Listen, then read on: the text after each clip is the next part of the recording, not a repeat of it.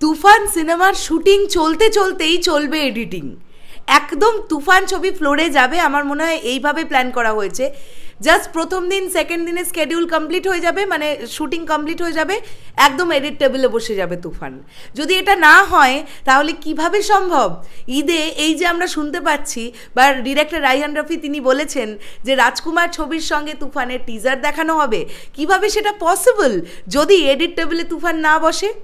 এমন অংশটা তো তুলে ফেলতে হবে যেটা থেকে টিজার কাট হয়ে বেরোবে। এই জন্যেই বলে একটা ছবির প্রি প্রোডাকশন যদি ভালো মতন হয় তাহলে একটা ছবি ফ্লোরে গিয়ে বেশিক্ষণ সময় লাগে না। হ্যালো এভরিওয়ান, চলে এলাম আরও একটা নতুন ভিডিও নিয়ে। ভাবলাম এই ব্যাপারটা নিয়ে একটুখানি কথা বলা যাক। আমরা প্রথম দিন থেকে বলছিলাম যে এরকম একটা কানাঘুষোতে শোনা যাচ্ছে যে রাজকুমার মুভির সঙ্গে সঙ্গে আমরা তুফানের টিজার দেখতে পাবো।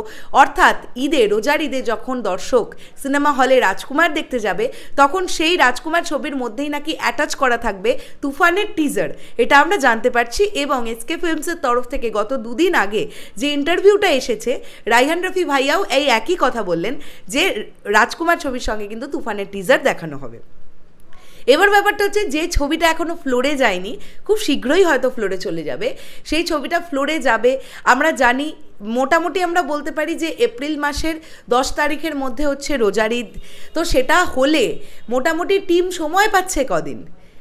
সর্বসাকুল্যে যদি 20 তারিখ থেকে ফ্লোর শুরু হয় তাহলে এদিকে পাচ্ছে 10 দিন আর ওদিকে পাচ্ছে মোটামুটি 5-6 দিন, মানে 15-16 দিনের মধ্যে এই ছবিটার টিজার রেডি করতে হবে। অর্থাৎ টিজারের জন্যে যতটুকু যা অংশ দরকার এই 16 দিন 15 দিনের মধ্যে কিন্তু সেটা শ্যুট কমপ্লিট করে ফেলবেন ডিরেক্টর রাইহান রফি। তিনি তার টিমকে দিয়ে কিন্তু করিয়ে ফেলবেন। এখন আমরা এটাই দেখার অপেক্ষায় যে তুফানের টিজারে আমরা কি দেখতে চলেছি।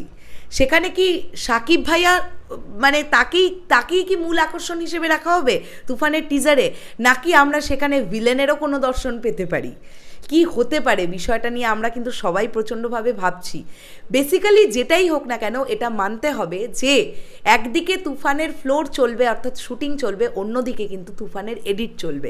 এবং এটা আমার বিশ্বাস যে এত বড় বড় প্রযোজনা সংস্থার নাম জুড়ে আছে তো তুফানের সঙ্গে, প্রমোশনে কোনো কমতি রাখবেন না তারা একদম চুটিয়ে প্রমোশনটা করবেন। তো প্রচণ্ড ভালো হবে তুফান সিনেমা। এবং অবশ্যই আবারও বলি, পরিচালক রাইহান রফি, তার প্রতি অগাধ বিশ্বাস থাকছে।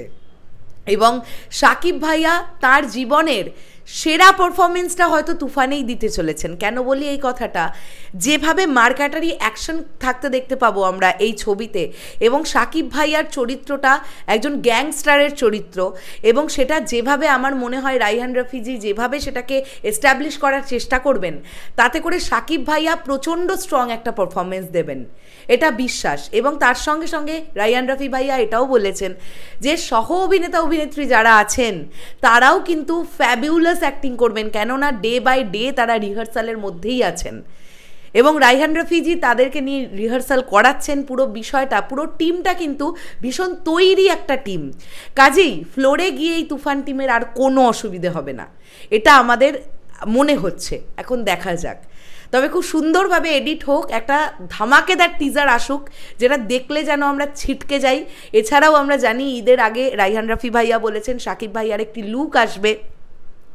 তো সেটা যদি আসে সেই দিন কি অবস্থা হবে সাকিবিয়ানদের? আমার তো মনে হয় যে একটা মানে মারাত্মক কিছু লুক আসতে চলেছে, এটা আমার ধারণা। যে লুক হয়তো সাকিব ভাইয়ার আমরা এর আগে কখনো দেখিনি। দেখা যাক কি করছেন রাইহান রফি ভাইয়া, তার জন্য আমরা অপেক্ষা করি। শেষ করলাম ভিডিওটা। তোমাদের কি বক্তব্য পুরো বিষয়টাকে নিয়ে? তোমরা তুফান নিয়ে কতটা আগ্রহী? কুরবানি ঈদের জন্য দিন গুনছো কারা কারা? অবশ্যই কমেন্ট করে জানাও। শেষ করলাম ভিডিওটা, আসছি আবার খুব শিগগিরই। এখনের জন্য সকলকে বললাম টাটা।